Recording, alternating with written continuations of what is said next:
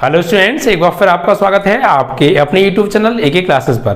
प्यारे बच्चों, इससे लास्ट वीडियो के अंदर हम आपको क्लास 12 का चैप्टर नंबर 13 प्रायिकता की एक्सरसाइज 13.1 के बेसिक कॉन्सेप्ट और कुछ फॉर्मूले और कुछ क्वेश्चंस भी बच्चों सॉल्व करा चुके थे। आई होप कि वो सभी प्रश्न आपको समझ में आ गए होंगे बच्चों। ठीक है, तो बेसिकली ये जो एक्सरसाइज है बच्चों, ये डिपेंड ऑन कंडीशनल प्रोबेबिलिटी पर डिपेंड है बच्चों। यानी इसमें सप्रतिबंध प्रायिकता के क्वेश्चंस हैं बच्चों। सप्रतिबंध प्रायिकता मतलब कि ऐसी दो घटनाएं जिसमें एक घटना पहले से ही घटित हो चुकी हो और दूसरी घटना के घटित होने की आपसे प्रायिकता पूछे, तो ऐसी घटना को सहप्रतिबंध प्रायिकता यानी कंडीशनल प्रोबेबिलिटी कहते हैं बच्चों। ठीक है, तो इसके कुछ क्वेश्चंस हम आपको करा चुके थे। ठीक है बच्चों, और एक आवश्यक सूचना है बच्चों, आपके छोटे भाई बहन जो भी 9 से 10th में या 11 से 12th में आए हैं, तो बच्चों हमने उनके लिए क्लास 12th का बच्चों व 10th का बच्चों न्यू बैच स्टार्ट किया है बच्चों। ठीक है, स्टार्ट किया है, जिसमें बच्चों आपको रेगुलर बेसिस पर क्या मिलेंगी और क्लासेस मिला करेंगी मैथ की सभी। ठीक है बच्चों, रेगुलर बेसिस पर। ओके, डेली वीडियो आपको मिलने वाली है और इसमें बच्चों हम आपको इंपॉर्टेंट क्वेश्चंस देने वाले हैं। ठीक है बच्चों, इंपॉर्टेंट क्वेश्चंस देने वाले हैं, प्रैक्टिस सेट्स पेपर देने वाले हैं। ठीक है, मॉडल पेपर देने वाले हैं बच्चों, और बच्चों हाथ से लिखे हुए नोट्स पीडीएफ की फॉर्म में आपको मिलने वाले हैं। ठीक है, और अदर इंपॉर्टेंट चीज़ें जो भी एग्जाम की दृष्टि से होंगे वो सारी चीज़ें हम देने वाले हैं। ये सारी चीज़ें बच्चों आपको एक ग्रुप में हम प्रोवाइड करेंगे। ठीक है, उसके लिए बच्चों आपको हमारा ग्रुप ज्वाइन करना पड़ेगा। ठीक है बच्चों, और उस ग्रुप को ज्वाइन करने की जो हमने फीस रखी है क्लास 12th की, वो बच्चों हमने 400 रुपये रखी है पूरे साल के लिए, पूरे साल की फीस है। ठीक है, और क्लास 10th के लिए जो हमने फीस रखी है वो 300 रुपये रखी है बच्चों पूरे साल की फीस। ठीक है, अगर बच्चों आप हमारे इस ग्रुप को 15 मार्च तक ज्वाइन अगर आप कर लेते हो बच्चों, तो आपको क्लास 12th पर 10% डिस्काउंट और 10th पर भी बच्चों 10% डिस्काउंट मिल जाएगा। यानी कि 400 रुपये जो हैं वो कट के आपको 370 रुपये पे करने पड़ेंगे। ठीक है, आपको 30 रुपये का फायदा हो जाएगा अगर आप 15 मार्च तक हमारे बैच को ज्वाइन कर लेते हैं, तो उसके बाद आपको 400 या 400 से अधिक रुपये पे करने पड़ सकते हैं। ऐसी क्लास 10th की अगर बात करूँ तो 300 रुपये कट के आपको जो है 270 रुपये बच्चों पे करने हैं, अगर आप क्लास 10th का पूरा सिलेबस हमसे चाहते हैं तो, जिसके अंदर बच्चों इतने रुपए में हम पूरे साल आपको तैयारी कराने वाले हैं, जिसमें आपको नोट्स मिलेंगे पूरे विद सॉल्यूशन, हाथ से लिखे हुए नोट्स बहुत स्मार्ट राइटिंग में मिलने वाले हैं। ठीक है बच्चों, आपको पीडीएफ की फॉर्म में नोट्स मिलेंगे, प्रैक्टिस सेट्स पेपर मिलेंगे, प्रीवियस ईयर के पेपर्स मिलेंगे, मॉडल पेपर मिलेंगे। ठीक है बच्चों, इंपॉर्टेंट क्वेश्चन सीरीज मिलेंगी, सारी चीज़ें हम उस ग्रुप के अंदर प्रोवाइड करने वाले हैं। और अलग से इंपॉर्टेंट क्लासेस चलाई जाएंगी, वो सिर्फ उन्हीं बच्चों के लिए होंगी जो इस ग्रुप को ज्वाइन करेंगे। इट मीन्स दैट कह सकते हैं कि ये पेड ग्रुप है बच्चों, आपको ये ज्वाइन करना है। और बच्चों देखिए, ज़्यादा 370 रुपये या 270 रुपये या कोई ज़्यादा बड़ी फीस नहीं है। ठीक है, ज़्यादा बड़ी फीस नहीं है, इतनी फीस आपकी एक महीने की भी नहीं जाती होगी, इससे ज़्यादा जाती होगी बच्चों। 400 या 500 रुपये आजकल मंथली फीस है ऑफलाइन बैच की, जिसमें आप बच्चों जाते हैं आते हैं, जाने आने में टाइम वेस्ट करते हैं। ठीक है बच्चों, और कंसंट्रेशन भी इतना नहीं हो पाता है। बट यहाँ पर हम आपको इतनी बेस्ट तैयारी कराने वाले हैं, इतना बेस्ट पढ़ाने वाले हैं कि ऑफलाइन से कई गुना बेहतर आपको पढ़ाने वाले हैं। ठीक है बच्चों, इतना बेस्ट पढ़ाएंगे और आपके जो भी डाउट होंगे उन डाउटों को भी बच्चों हम क्लियर करेंगे, अलग से वीडियो प्रोवाइड किया करेंगे सभी के डाउट्स की। ठीक है बच्चों, तो ये सारी चीज़ें सिर्फ आपको 370 रुपये पूरे साल, 270 रुपये पूरे साल में मिलने वाली हैं 10th 12th और 10th के लिए बच्चों। ठीक है, जितने भी आपके सहपाठी हैं, आपके छोटे भाई बहन रिलेशन में हैं, सभी लोगों से कहिए हमारा जल्दी से जल्दी 15 मार्च तक ये ग्रुप ज्वाइन कर लें और 10% डिस्काउंट भी पाएँ। अदरवाइज फिर आपको हो सकता है 400 रुपये से ऊपर पे करना पड़े बच्चों। ठीक है, ये सारी चीज़ें, और बच्चों ये जो ऑफर है ये सिर्फ 200 स्टूडेंट के लिए है बच्चों। किसने के लिए? 200 स्टूडेंट्स के लिए है। ठीक है, अगर आपको कोई हमसे जानकारी लेनी है तो हमारा जो मोबाइल नंबर है उस पर आप कांटेक्ट कर सकते हैं 8923824554 पर। ठीक है, और एक है 8279441378, इन दोनों कॉन्टैक्ट पर आप मुझसे कांटेक्ट कर सकते हैं। ठीक है बच्चों, आप जो पेमेंट करेंगे बच्चों वो किसी भी माध्यम से कर सकते हैं, किसी भी डिजिटल माध्यम से, चाहे आप फोन पे चलाते हो बच्चों, चाहे आप फोन पे चलाते हो, गूगल पे चलाते हो, पेटीएम चलाते हो, किसी भी माध्यम से आप पे कर सकते हैं। ठीक है बच्चों, और आप जो है जब पेमेंट करेंगे तो उसका स्क्रीनशॉट हमारे इन नंबरों में से किसी पर भी व्हाट्सएप नंबर आप कर दीजिएगा और एक बार हमसे बात कर लीजिएगा, हमें बता दीजिएगा। ठीक है बच्चों, हम आपको पेड ग्रुप में ज्वाइन कर देंगे और आपको फिर उसमें नोट्स प्रोवाइड करा देंगे, वो सारी चीज़ें हम आपको प्रोवाइड कराएंगे। ठीक है बच्चों, चलिए तो ये चीज़ ज़्यादा से ज़्यादा स्टूडेंट्स तक बच्चों शेयर करनी है आपको। ठीक है, और कोई भी बच्चा छूटना नहीं चाहिए। कम से कम पैसे में अच्छी से अच्छी बेस्ट बेस्ट अपनी तैयारी बच्चों यहाँ से करके जाएँ और अव्वल तरीके से अपनी परीक्षा में नंबर लेकर आए बच्चों। ठीक है, चलिए तो आइए बच्चों अब हम आगे क्वेश्चन स्टार्ट करते हैं। देखिए हमने जो क्वेश्चन आपको करा दिए थे वो 5 तक कंप्लीट करा दिए थे, 6 का एक पार्ट करा दिया था, लेकिन चलो मैं 6 का दोबारा से कराना शुरू करता हूँ। ठीक है, 6 से क्वेश्चन मैं कराऊंगा। देखिए सबसे पहले मैंने आपको जो फॉर्मूला लिखाया था, यहाँ पे लिखाया था कंडीशनल प्रोबेबिलिटी का, यानी P/F, P/F बराबर था P/E∩F/PF। यानी अगर मैं P/E/F निकालना है तो E और F में जो कॉमन है उसकी प्रायिकता निकालनी पड़ेगी और F की प्रायिकता निकालनी पड़ेगी, उसमें भाग दे दीजिए, आपका आंसर आ जाएगा। ठीक है, ये फॉर्मूले मैंने आपको कराए थे। जिन लोगों ने बेसिक कॉन्सेप्ट का वीडियो नहीं देखा है उसका लिंक इस वीडियो के डिस्क्रिप्शन में पड़ा हुआ है, आप जाके पहले देख लीजिएगा। ठीक है, चलिए देखिए 6 क्वेश्चन को लेते हैं बच्चों। क्वेश्चन नंबर 6 में हमें क्या कहा है, ध्यान से पढ़िएगा बच्चों। 6 से लेकर 9 तक के प्रश्नों में P/E/F निकालना है। क्या निकालना है? P/E/F की वैल्यू फाइंड आउट करनी है। यानी P/E/F निकालना है तो हमें पहले P/E∩F चाहिए और PF चाहिए, तभी तो निकलेगा।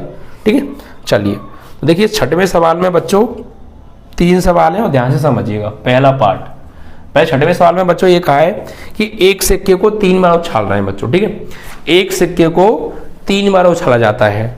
देखिए बच्चों जब सिक्के को 3 बार टॉस करेंगे तो क्या क्या आ सकता है, उन सभी पॉसिबिलिटी जो कंडीशन है एक सिक्के को 3 बार उछालने पर जो जो आ सकता है उन सबको एक समुच्चय में लिख लो और उसको हम क्या बोलते हैं बच्चों? प्रतिदर्श समष्टि। क्लास 11th में आपने प्रोबेबिलिटी पढ़ी होगी ना। ठीक है बच्चों, देखिए एक सिक्के को 3 बार उछालेंगे यहाँ पे, तो एक सिक्के को 3 बार उछालने पर प्राप्त परिणाम, क्या क्या परिणाम बच्चों आ सकते हैं, ठीक है, उसको हम लिखेंगे एस से। तो बच्चों एक सिक्के को 3 बार उछालेंगे तो क्या क्या आ सकता है और कितने संभावित परिणाम बनेंगे। देखिए उसके लिए मैं एक फॉर्मूला आपको बता रहा हूं। ठीक है बच्चों, सिक्के के जो फेस होते हैं बच्चों, 2 फेस होते हैं, एक होता है हेड और एक होता है टेल, 2 ही तो फेस होते हैं। तो फेस और कितनी बार उछाल रहे हैं, कितनी बार उछाला है। ठीक है, आपको ये पता करना है कि हम एक सिक्के को 3 बार उछालेंगे तो कितने परिणाम बनेंगे। उसके लिए ये मेरा जो है अपनी भाषा में एक फॉर्मूला आप यूज कीजिए। क्या वो किसी के लिए भी अवेलेबल है ये फॉर्मूला, चाहे वो सिक्का हो, चाहे वो पासा हो या कुछ भी हो। ठीक है, मेनली हमें यहाँ देखना है कि उसके फेस कितने होते हैं जिसको हम उछाल रहे हैं। जैसे हम सिक्के को उछाल रहे हैं तो सिक्के के 2 फेस होते हैं, एक हेड और एक टेल, तो 2 फेस होते हैं तो 2 लिख दीजिए इसकी जगह पे। और कितनी बार उछाल रहे हो आप? 3 बार उछाल रहे हो। एक सिक्के को 3 बार उछाल रहे हो, 3 सिक्के उछालना एक ही बात है। तो 3 बार उछालने तो हम लिख दो 3, 2 की घात 3, मतलब 8 परिणाम बनेंगे बच्चों। कितने परिणाम बनेंगे? 8 रिजल्ट हमारे सामने आने वाले हैं।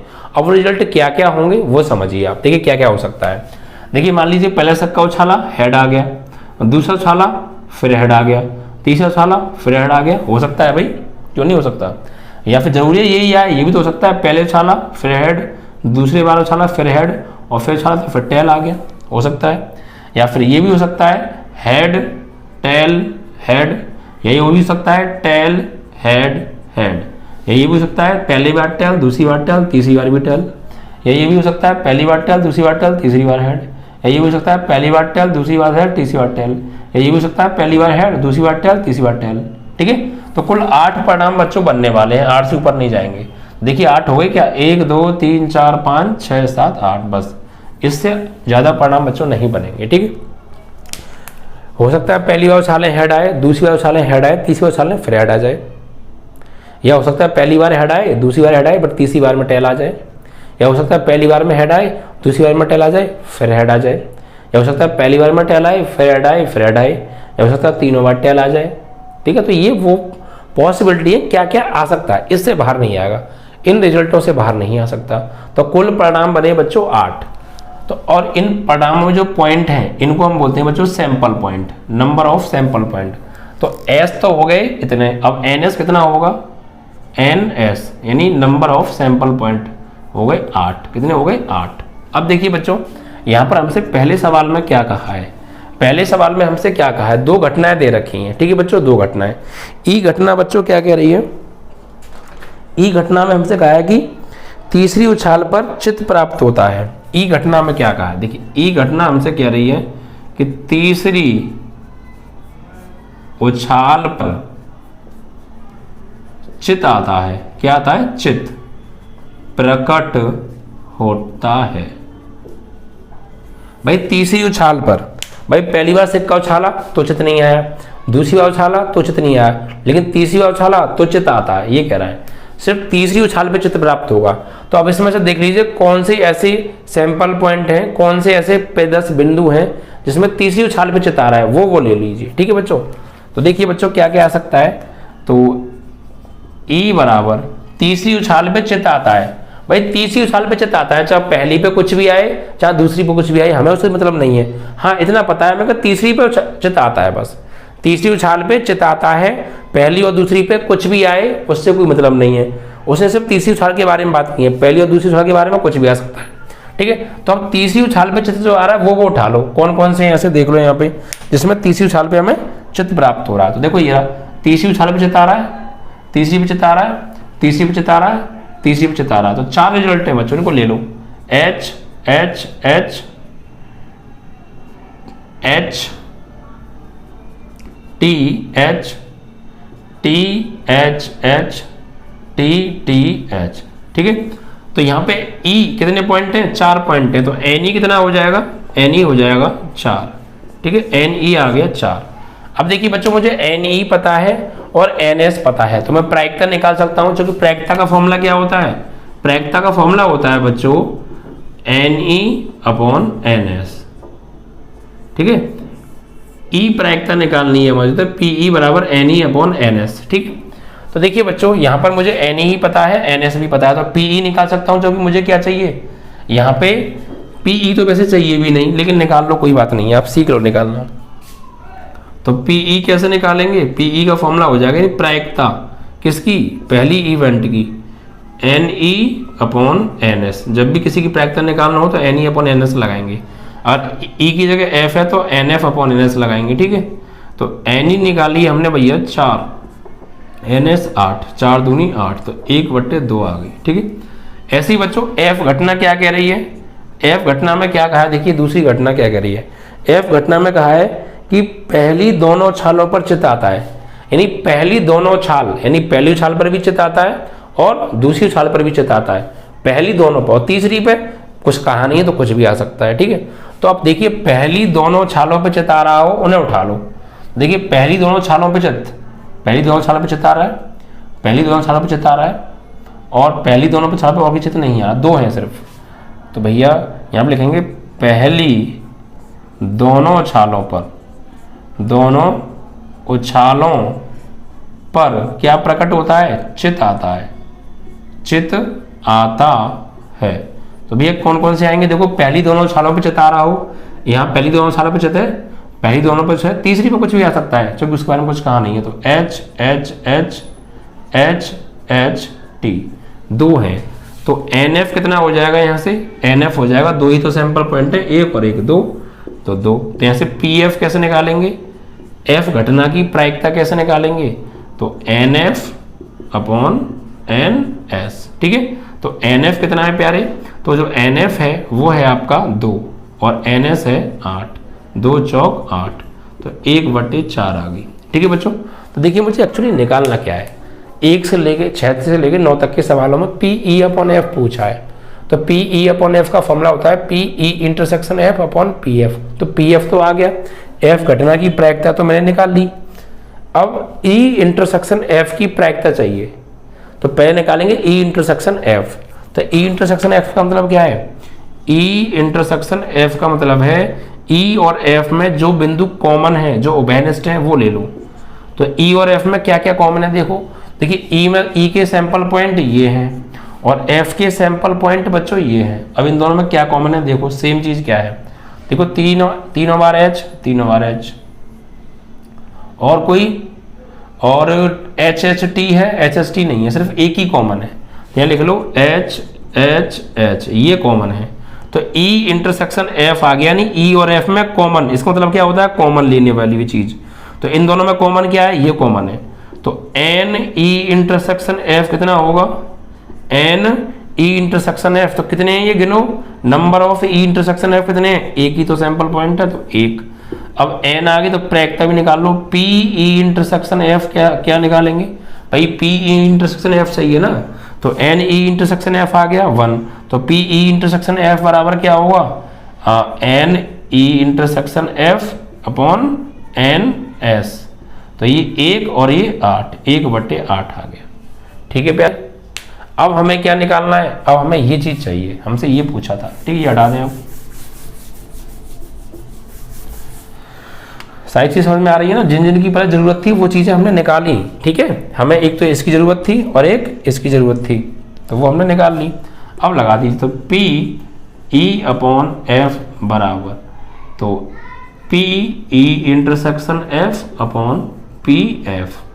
Is that clear. अब वैल्यू लगा दीजिए आप। तो इसकी जो वैल्यू निकाली है बच्चों हमने, वो क्या निकाली है, पी इंटरसेक्शन एफ कितना है, 1/8 है। ठीक है, तो 1/8 और बटे पी एफ कितना है प्यारे, तो पी एफ हमने निकाला ये रहा 1/4, तो 1/4, 4 दूनी 8, तो फाइनली 1/2 आंसर आ गया। समझ में आया, ये था 6 का पहला पार्ट। ठीक है, जितने भी पार्ट हैं उन सभी के लिए इतनी चीज, ये तो सेम रहने वाला है, यहाँ तक बदलेंगी तो यहाँ के बाद बदलेगा सवाल। ठीक है, अब देखो दूसरे पार्ट में क्या कहा है, अब इस पार्ट को हटा देते हैं, क्योंकि सभी जो पार्ट हैं 6 के तीनों पार्टों के लिए सवाल तो यही रहेगा, बस आगे की चीजें बदल जाएंगी, जो हमसे कंडीशन बदल दी है ना, शर्त बदल दी है हमने। देखिए दूसरा सवाल में क्या कहा है, ई घटना कह रही है न्यूनतम 2 चिताएं। ई घटना क्या कह रही है, दूसरा सवाल है अभी। ई घटना ने क्या कहा है, न्यूनतम 2 चिताएं, 2 चित आए। ठीक है भाई, न्यूनतम 2 चित आने चाहिए। देखिए न्यूनतम 2 चित मतलब क्या है, न्यूनतम मतलब कम से कम। न्यूनतम मतलब क्या होता है बच्चों, न्यूनतम का मतलब होता है मिनिमम, कम से कम 2 चिताएं। न्यूनतम मीन्स कम से कम, मिनिमम। अब देखिए न्यूनतम की मैं आपको एक स्टोरी बताता हूँ बच्चों। न्यूनतम का मतलब क्या होता है, अधिकतम का मतलब क्या होता है। देखिए बच्चों, जैसे आप कहीं दुकान पर गए, कोई सामान लेने गए, ठीक है, कुछ खरीदने गए और आपने वो चीज़ खरीद ली मतलब आपने भाव लगाया कि इतने कितने रुपए की है, अगर दुकानदार बोलो साहब इतने रुपए की है, ठीक है, तो आपने कहा नहीं भाई साहब आप ज़्यादा रुपए बता रहे हैं। तो उसने कहा भाई साहब 500 रुपये की है। आपने कहा भाई साहब 500 रुपये ज़्यादा ले रहे हैं। आपने कहा भाई साहब 500 रुपये की नहीं 400 रुपये की लग रही है हमें, तो हम तो 400 रुपये की लेंगे। दुकानदार बोला नहीं भाई साहब मैं कम से कम 450 रुपये तो लूँगा ही लूँगा। इसका मतलब क्या है, दुकानदार ने एक शब्द एक सेंटेंस कहा कि मैं भाई साहब कम से कम 400 रुपये तो लूँगा ही लूँगा। इसका मतलब क्या है, इसका मतलब ये है कि दुकानदार 450 रुपये ले लेगा। दुकानदार ने कहा भाई साहब मैं कम से कम 450 रुपये तो लूँगा ही लूँगा। इट मीन्स 450 रुपये दुकानदार ले लेगा, बिल्कुल ले लेगा, क्योंकि वो कह रहा है ना। तो 450 रुपये कम से कम मैं लूँगा, इट मीन्स 450 रुपये ले लेगा। और 450 रुपये आप अगर ज़्यादा दोगे तो ज़्यादा भी वो ले लेगा। समझ रहे हैं ना। कम से कम मीन्स जो कहा है वो कर सकता है। भाई उसने कहा कम से कम 450 रुपये लूँगा, तो जो कहा है वो भी ले लेगा। अगर आप उससे ज़्यादा दोगे तो ज़्यादा भी ले लेगा।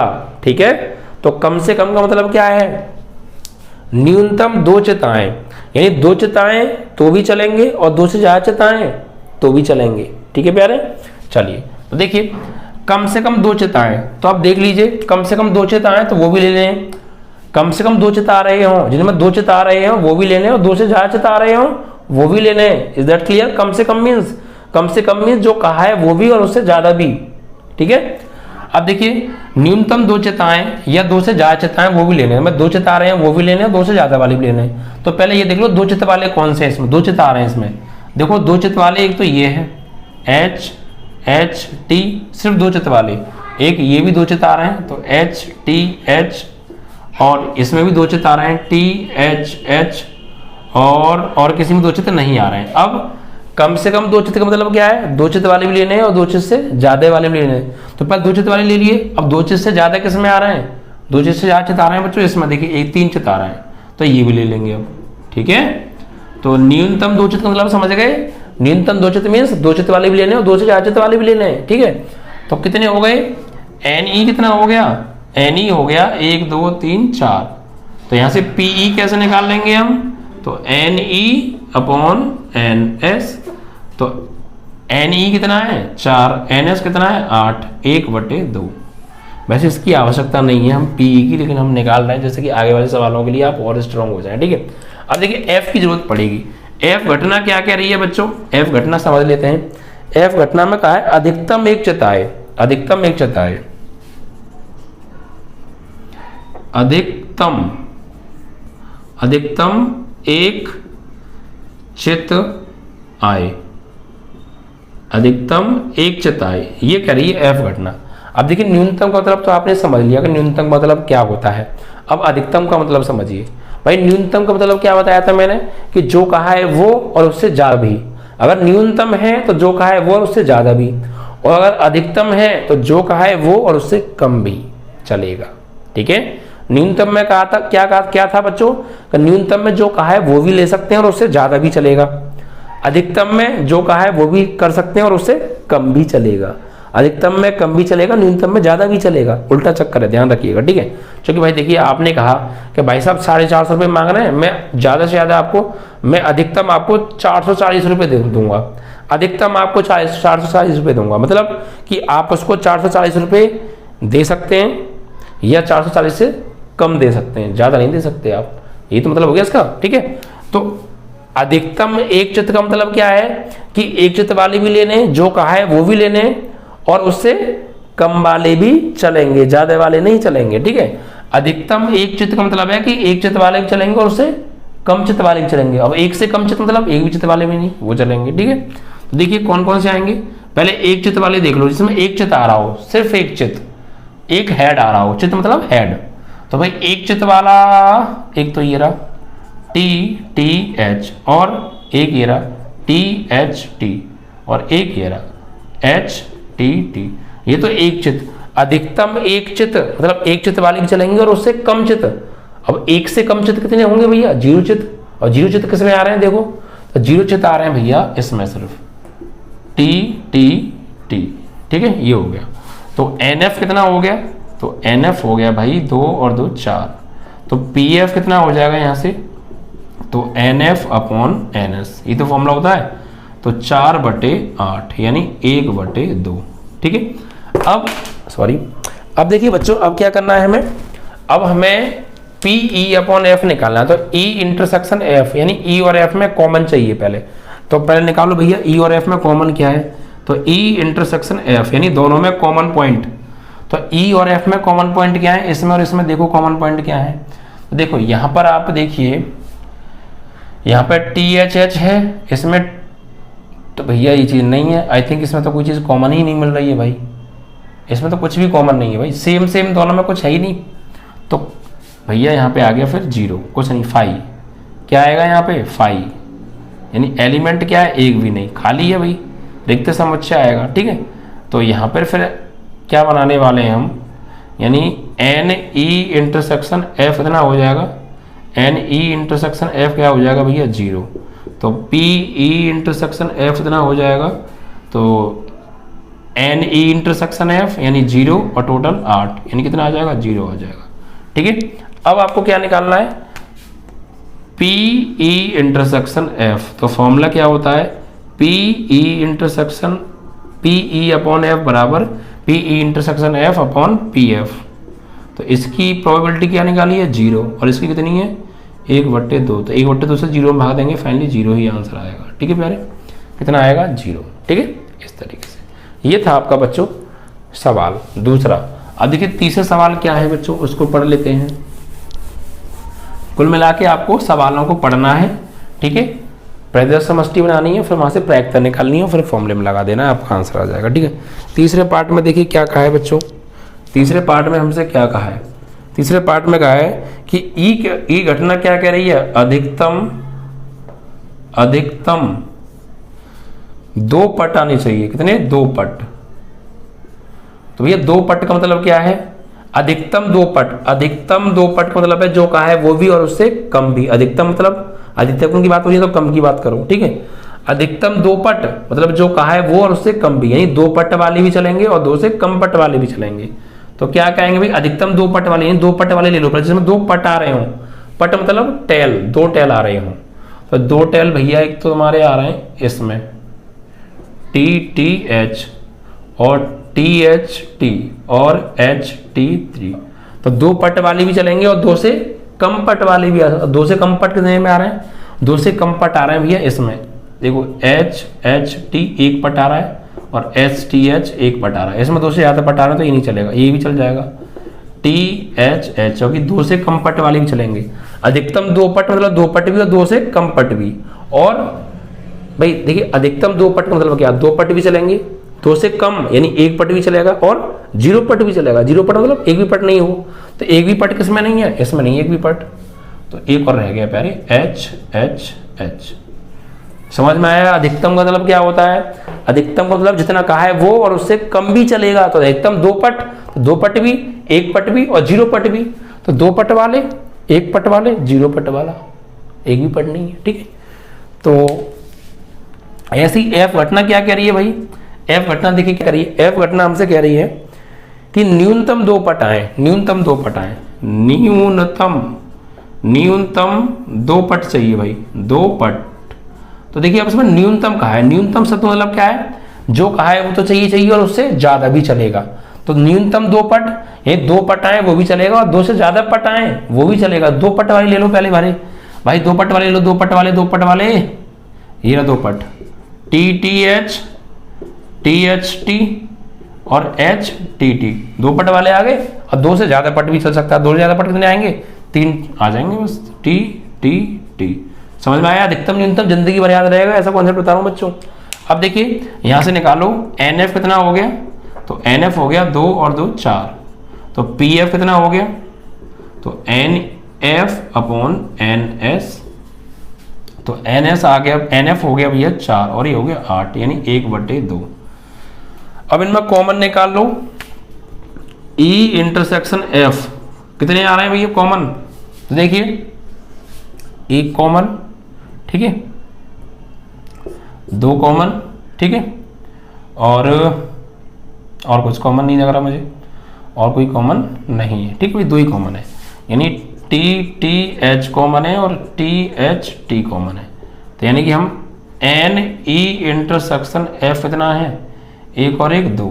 तो PE इंटरसेक्शन F कैसे निकालेंगे? यहाँ से NE इंटरसेक्शन, हर बार फॉर्मूला लिख रहा हूँ, दिमाग में बैठ जाना चाहिए प्यारे। तो NE इंटरसेक्शन F कितना है? 2 और टोटल 8, 1/4। अब निकाल लीजिए क्या? PE अपॉन F पूछा है प्यारे हमसे। तो फॉर्मूला क्या होता है? PE intersection F upon PF। तो इसकी वैल्यू आ रही है 1/4 और इसकी वैल्यू भी 1/2 है। तो 2 दूनी 4, तो फाइनली आ गया 1/2 आंसर। समझ में आया? इस कॉन्सेप्ट पे आप चलिए, सभी सवाल होने वाले हैं। 6 के 6 के तीनों पार्ट मैंने आपको बहुत सिंपल तरीके से समझाने की कोशिश की और आई होप आपको समझ में आ गया होगा। तो ये अधिकतम और न्यूनतम की कहानी आपको समझ में आ गई। क्या होता है? अधिकतम मतलब जो कहा है वो और उससे कम भी चलेगा, और न्यूनतम मतलब जो कहा है वो और उससे ज्यादा भी चलेगा। उल्टा चक्कर है, अधिकतम हो तो ज्यादा कम भी चलेगा, न्यूनतम हो तो ज्यादा भी चलेगा। ठीक है प्यारे, तो ये आपका समाप्त हुआ 6 सवाल। 6 के अंदर 3 सवाल थे, तीनों सवाल मैंने करा दिया आपको। ठीक है, अब देखिए 7 सवाल को ले लेते हैं बच्चों। 7 में क्या कहा है? 2 सिक्कों को छाला जा रहा है प्यारे बच्चों। 7 क्वेश्चन है। देखिए 2 सिक्कों को एक बार उछाल रहे हैं, यानी पहला सिक्का उछाला फिर दूसरा सिक्का उछाला। एक सिक्के पर पट प्रकट होता है, ई घटना कह रही है, और एक सिक्के पर चित्र प्रकट होता है, ई एफ घटना कह रही है। यार सिंपल है, कर लेना। ठीक है, बहुत सिंपल है। सेकंड सवाल में ई घटना कह रही है, कोई पट प्रकट नहीं होता, कोई पट नहीं आता, तो भैया चित्र वाले ले लेना। ठीक है, और एफ कोई चित्र नहीं आता, कोई चित्र नहीं होता, कोई चित्र नहीं होता, तो फिर जो है पट वाले ले लेना। समझ में आया? बस समझ में आ रही है ना बात? बना लेना, कर लेना। ठीक है, 8वें सवाल पे आ जाओ बच्चों। 8वां 7वां जो है सेम किसकी तरह है? 6 की तरह। क्वेश्चन नंबर 8 पे आइए। 8 में देखो क्या कहा है, एक पासे को 3 बार उछाल रहे हैं भैया। अब आती है बात पासे की, भाई पासे को 3 बार उछाल रहे हैं तो क्या क्या आ सकता है, कितने रिजल्ट बनेंगे, सबको समझते हैं। आइए 8वें में कहा है पासे को 3 बार उछालने पर परिणाम क्या क्या आएंगे प्यारे, कितने परिणाम आएंगे, कुल परिणाम देखिए कुल जो परिणाम बनेंगे वो 216 बनेंगे। अब 216 को परिणामों को मैं यहाँ लिखूंगा ना तो बोर्ड भर जाएगा, इसलिए मैं लिखूंगा नहीं, सिर्फ समझा रहा हूँ कैसे। देखिए मैंने अभी आपको एक फॉर्मूला बताया था कि कितने परिणाम बनेंगे अगर एक पासे को 3 बार उछाल रहे हैं या 3 पासों को 1 बार उछाल रहे हैं। एक बार समझ लीजिए, एक पासे को ही हमने 3 बार उछाला या 3 पासों को हमने एक साथ उछाला, बात एक ही है, ठीक है। देखिए कितने परिणाम बनेंगे, तो देखिए मैंने आपको फॉर्मूला बताया था फेस और कितनी बार उछाला है। तो भाई पासे के लिए कितने फेस होते हैं, 6 फेस होते हैं, और कितनी बार उछाल रहे हैं, 3 बार, तो 3 घात 6 की घात 3 216 कितने बनेंगे, 216 रिजल्ट बनेंगे, ठीक है। लिख के दिखा सकता हूं लेकिन जरूरत नहीं है, ठीक है। तो यहाँ पे कुल NS कितना हो जाएगा, 216। समझ में आ गया कैसा 216 हो गया, ठीक है। चलिए अब आगे पढ़ते हैं घटनाओं को 8वें सवाल में, ठीक है भाई। पहला सवाल, मतलब इसमें 2 सवाल हैं, नहीं एक ही सवाल है। ई घटना क्या कह रही है, ई घटना कह रही है कि तीसरी उछाल पर संख्या 4 आती है, तीसरी उछाल पर 4 आता है, ये कह रहा है। तो भैया तीसरी उछाल पे 4 आना चाहिए। भाई हमने एक पासे को 3 बार उछाला, पहली बार उछाला कुछ भी आए हमें कोई मतलब नहीं है, दूसरी बार उछाला कुछ भी आए हमें कोई मतलब नहीं है, तीसरी बार उछाला अब हमें मतलब है कितना आना चाहिए, 4 आना चाहिए, ये कह रहे हैं। तीसरी उछाल पे 4 ही आना चाहिए, पहली और दूसरी पर कुछ भी आए तो कितने परिणाम बनेंगे भैया, देखो बहुत बनेंगे, इसलिए मैं सिर्फ समझा रहा हूँ, ठीक है, सिर्फ समझा रहा हूँ, थोड़ा सा लिख के समझ जाइएगा। देखिए हो सकता है पहली उछाल पे कितना आ जाए भैया, पहली उछाल पे आ जाए 1, ठीक है, पहली उछाल पे 1 आए, दूसरी पे भी 1 आए, लेकिन तीसरी पे क्या आना चाहिए, 4। तो 1 4 आ सकता है, 1 4 आ सकता है। भाई पहली पे कुछ भी आ सकता है, दूसरी पे, तीसरी पे 4 आएगा, तो तीसरी पे 4 ही तो है, देखो, ठीक है। या 1 2 4, या 1 3 4, या 1 4 4, या 1 5 4, या 1 6 4। समझ में आ रहा है, पहली और दूसरी से हमें मतलब नहीं है, वहां कुछ भी आए। तीसरी के बारे में कहा तीसरी पे 4 आना चाहिए, तो देखो सब में तीसरी पे 4 आ रहा है या नहीं आ रहा, तो 6 तो ये हो गए। ऐसे देखो कितने बनेंगे, 1 1 4 हो गया, ये भी तो हो सकता है भैया क्या, 2 1 4, 2 2 4, 2 3 4, 6 ये बन गए, फिर 3 1 4, 6 ये बन गए, फिर 4 1 4, 6 ये बन जाएंगे, 5 1 4, 6 ये बन जाएंगे, 6 1 4, 6 ये बन जाएंगे। ऐसे ही भाई 1 2 3 4 5 6 ऐसे 6 बनेंगे, तो 36 तो ये हो गए, ये कितने हो गए, 36 परिणाम बन गए। कितने बन गए, 36। भाई पहली उछाल पे कुछ भी आए मतलब नहीं है, दूसरी पे कुछ भी आए मतलब नहीं है, तीसरी पे 4 चाहिए, तो देखो सब में तीसरी पे 4 आएगा, इसी हिसाब से बढ़ जाना। 3 1 4, 3 2 4, 3 3 4, 6 तक जाओ, 4 1 4, 4 2 4, 4 3 4, 6 तक जाओ, 5 1 4, 5 2 4, 5 3 4, 6 तक जाओ, 6 1 4, 6 2 4, 6 3 4, 6 तक जाओ। 36 परिणाम बनेंगे, कितने बनेंगे, 36। तो लिखने को तो लिख दूं लेकिन ज़रूरत नहीं है, ठीक है। आपको समझाना था वो मैं आपको समझा चुका, आई होप आपको समझ में आ भी गया होगा, ठीक है। तो इसके लिए भैया कुल जो है NF कितना आएगा, NE कितना आएगा, 36 रिजल्ट बनेंगे।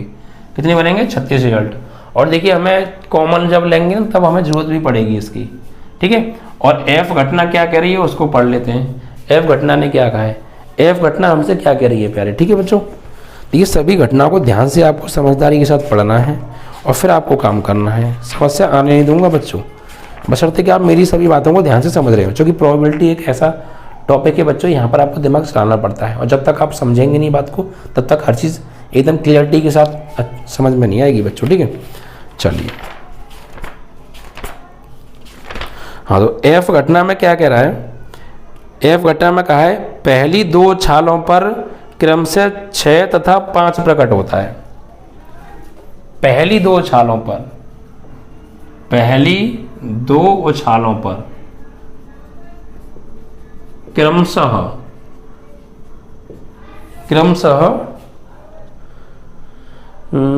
कहाँ गया, क्रमशः 6 व 5 प्रकट होता है। 6 तथा 5 आता है या प्रकट होता है, एक ही बात है भाई। यानी पहली उछाल पे आएगा 6 और दूसरी पे आएगा 5, तीसरी पे चाहे कुछ भी आए हमें कोई मतलब नहीं है, ठीक है। तो पहली पे 6 और दूसरी पे 5, तीसरी पे कुछ भी आए हमें कोई मतलब नहीं है। मतलब क्या आ सकता है, 6 पहली पे 6, दूसरी पे 5 और तीसरी पे कुछ भी आए तो 1 भी आ सकता है। ये पहली पे 6 आएगा बस और दूसरी पे 5 आएगा, तीसरी पे कुछ भी आ सकता है, 2 आ सकता है, 6 5 3 आ सकता है, 6 5 4, 6 5 5, 6 5 6। तो 6 परिणाम बनेंगे, कितने बनेंगे 6, कितने बनेंगे 6। अब बच्चों कॉमन लेना है, क्योंकि पी ई अपन एफ निकालना है तो ई इंटरसेक्शन एफ चाहिए।